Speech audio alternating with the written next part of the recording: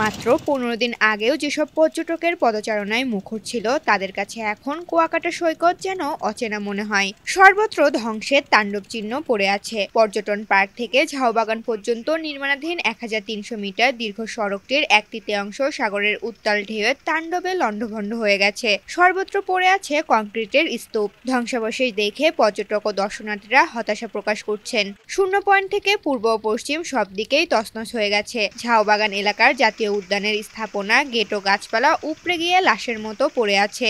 উদ্যানের ৯০% এলাকা সাগর গিলে খেয়েছে। ওয়ালটন এখন দেশের সীমানা পেরিয়ে পৌঁছে গিয়েছে ৫০টিরও বেশি দেশে।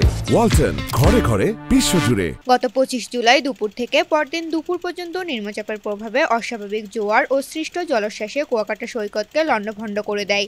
এখন চরম ঝুঁকিতে রয়েছে মসজিদ, মন্দির, পর্যটন পার্ক সহ বাঁধের বাইরে শত শত জেলেদের ঝুপড়ি ঘর। বর্তমানে পানি উন্নয়ন বোর্ডের উদ্যোগে পর্যটন পার্ক থেকে ০ পয়েন্ট পর্যন্ত সাগরের ঢেউয়ের আঘাতের প্রতিরোধে জিও টিউব ও জিও ব্যাগ স্থাপন করে জরুরি প্রতিরক্ষামূলক ব্যবস্থার কাজ চলছে। তবে স্থানীয় জেলেদের দাবি, ১ মাস আগেও এই উদ্যোগ নেওয়া হলে সৈকতের এমন সর্বনাশ হতো না। পর্যটক সহ এখানকার সব শ্রেণীর মানুষের একটাই দাবি, সাগরের ভাঙনের কবল থেকে কুয়াকাটা সৈকতকে রক্ষায় স্থায়ী পদক্ষেপ নেওয়া হোক, নইলে কুয়াকাটা সৈকত সাগরে বিলীন হয়ে যাওয়ার আশঙ্কা রয়েছে।